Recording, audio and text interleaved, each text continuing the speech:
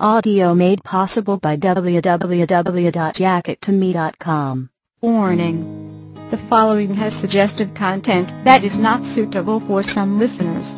Audio Fanfiction Productions presents Wide Awake. Fanfiction written by Angskata003. Fanfiction inspired by the Twilight Saga written by Stephanie Meyer. Chapter 44. Desecrated Marzipan Delicacies. Bella's point of view. I stood, looking over the bedroom that had once been such a perfect sanctuary. It was warm and inviting, and offered every bit of comfort I could have ever wished for. Now it was just destruction. The holes in the walls and the ripped sheets, and the sofa lying face down on the floor no longer made it inviting. Desecration. My stomach was churning, and every inch of my body, below my waist ached and throbbed as I began searching the floor for my clothes. I pulled them on both hastily and slowly, wincing in pain when I buttoned my jeans, and forcing down the bile rising in my throat over what had just occurred. Edward had it wrong all along. He wasn't the monster. I was. There was something about standing up to Edward when he'd intended to hurt me even just verbally that gave me some kind of sick power trip. At the time, it never really occurred to me how wrong it was, because it felt so right to finally be in control. It was utterly repulsive how it made me feel strangely vindicated, as if I was fighting some awful excuse for a human being rather than Edward. I got carried away from the second slap as I heard him ask for more, all the while accusing me of being the crazy one. Oh, I was definitely crazy. And then I was determined to prove that I could follow through and be the normal girl I always knew he deserved, because even though he was wrong in saying that I couldn't, he was right at the same time. It was the worst time to prove myself, but it felt like the best opportunity at the moment.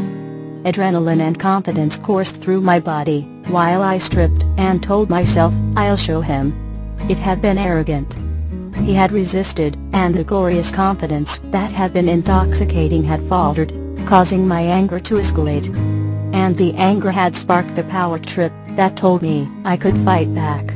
And he wouldn't harm me. I knew I could hit him, and he'd never retaliate, because he loved me. I used his own love for me against him, for the purpose of hurting him. It was so despicable that I felt vomit rising in my throat as I recalled how I even managed to break his resolve. It was the lowest of the low. I knew it was the only thing that would ignite that passion in his eyes for me again. The realization made me impossibly more decisive as I met his gaze, and involuntarily smirked, unable to hide my own smugness over the genius of the idea.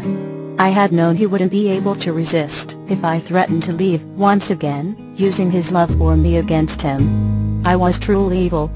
And it had worked. Everything went as planned, and I'd allowed him to dominate me while secretly I had been dominating him. I wondered if this was how Edward had felt when he treated me similarly behind the school, the day I begged him not to move out of Carlisle's house, and I allowed him to dominate me against the brick wall. I wondered if he felt sick and disgusted with himself. I wondered if he questioned any presence of a soul. Did he hate himself like this?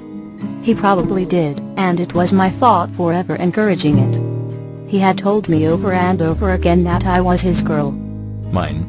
He growled into my face, palming my breasts as his hands shook and his fingers dug deep into my flesh. His fingertips had hurt as they dug deeper, and his eyes grew frantic and cold, but the pain I could handle. The desperation in his voice when he told me I was his, that was the most unbearable thing of all. His tone had abruptly made my chest ache, momentarily breaking the adrenaline power trip just long enough for me to realize that I could never allow him to believe any differently. So, I told him I was his, because I always would be. No matter what. I carefully approached his bathroom, stepping over the clothing and paper scattering the carpet, and blinking back tears as my trembling hands searched for a hand towel under the sink. They began spilling over as I turned on the faucet, and dampened the towel with steaming hot water. As I watched the steam rise, leading my gaze to the mirror in front of me, it forced a dry heave from my abdomen, nearly doubling my body over the sink as I fought to swallow it down. Aside from the tears and puffy lips, I was visibly unscathed. How was that even fair? It would have made me feel better had I possessed something tangible and obvious to wear, like a red flashing sign that clearly said, "I did something horrible to deserve this," right here. But there was nothing staring back at me but pale and panic and absolute disgust. It was odd how I had felt so proud at the time, very anticipative of the entire thing. In fact, the excitement of my bravery and determination had kept me forging ahead, even when Edward couldn't put on the condom. I remember what he had said, as he spun around and sat on the bed, reaching for my waist to pull me into his lap. "Show me you want it," he'd ordered, gripping my thighs and pulling me closer as his eyes focused on my smiling lips. Because, of course, I wanted it, and even though I had no idea what I was doing, I had shown him the best way I knew how. I'd put the condom on myself. I'd watched him do it the last night we slept together, and was fairly certain that the action would make it clear that I was a willing participant. I'd figured it would lessen his probable guilt after the fact. Then as I lifted myself and prepared for the coming challenge, his mouth opened once again. "This," he began, still staring detachedly at my lips, "is what it feels like to be completely fucked." His strained voice had held a bizarre twinge of sadness mixed with anger, but his words had excited me further, eliciting a moan as I dropped my lips to his neck. Then, he just shoved me down onto him. It had been a different kind of pain from the pain I'd felt on my hips. It had been inside of me and burning, and the panic that invaded my chest, as I'd gasped and clenched my eyes closed, was inevitable, but I'd squeezed my knees around his hips, fighting the panic and trying to breathe steadily, as he'd begun rocking his hips and whimpering into my neck. In any other circumstance, it would have been arousing. His tongue had come out, licking me in a foreign way, until suddenly, he'd begun kissing my skin, almost sweetly, a complete change in his demeanor. "Please, don't fucking say it," he begged in a strangled whisper into my neck between kisses, still moving his hips infinitesimally as his grip on my flesh tightened. His plea had steeled my resolve as I continued to breathe into his skin, forcing myself to ease with mental images of calming moments. Quite ironic that most of them involved Edward himself. When I could no longer feel panic, and the pain had begun to subside, I'd lifted my face, and felt victorious as I'd shifted against him without any trouble at all. That wasn't the case now, as I stood over the sink until I was positive I could leave the vicinity of the toilet without vomiting on the floor. I turned away from the mirror, and stared out the open bathroom door, towards the balcony. With a deep shuddering breath to attempt to quell my tears, I walked to where I knew he was. It wasn't how I'd imagined our first real time to be. It wasn't how I'd imagined any kind of sex to be. It had been quick and frantic, and his hands had bruised me. There had been no declarations of love, whispers of devotion, or affectionate gestures. There had been no promises or tender caresses. There had been no ridiculous unicorns, or stupid fairy tale fucking rainbows. It had been pure greed. The worst part of all of it was, I'd liked it so much I'd never even realized what had been happening. It hadn't been the sex that thrilled me, making it possible to remain calm. Admittedly, the sex had been barely enjoyable to me at all. It had not felt like the day in the semi-meadow, or Valentine's Day night, or even the first time we tried.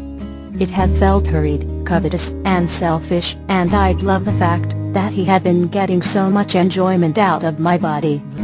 That had been the only thing that had made it likable for me. Seeing him need me so much that he'd finally let the facade of perfect control collapse had been oddly validating. I had felt powerful yet again, and I'd bid him harder because I knew he liked it, and I'd wanted him to. I could taste the blood in my mouth, but the movement of our bodies had been distraction enough from the coppery tasting fluid, and I'd never let it affect me. I had felt so accomplished. I was a complete moron. In this moment, as I cautiously walked toward the balcony doors, I couldn't even decide if he had finished.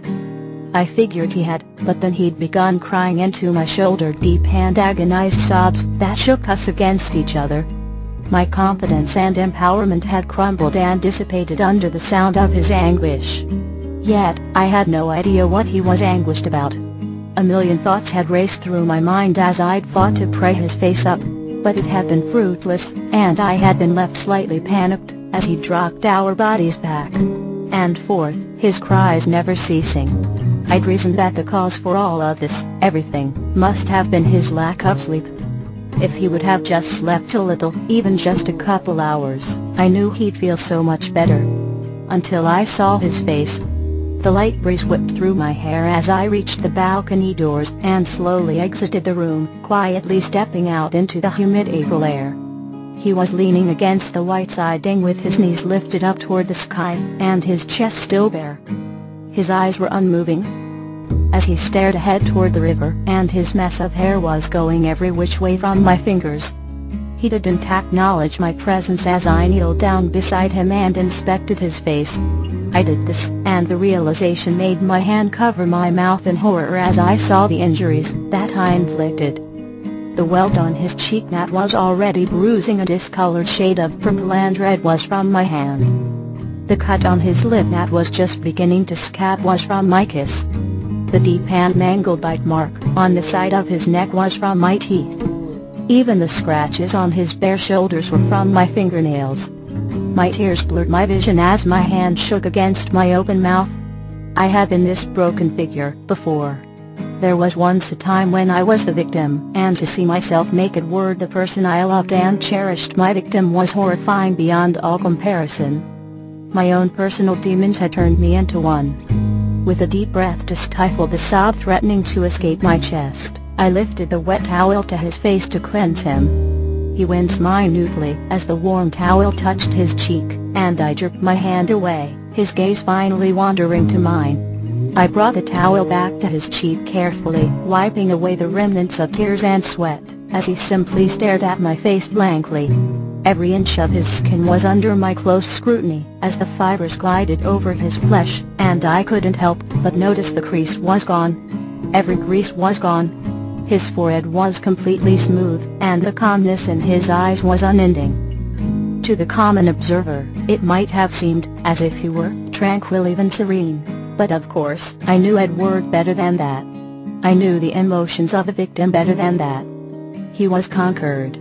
It was defeat mixed with numbness, mingling together in a vast pool of empty and a refusal to fight any longer.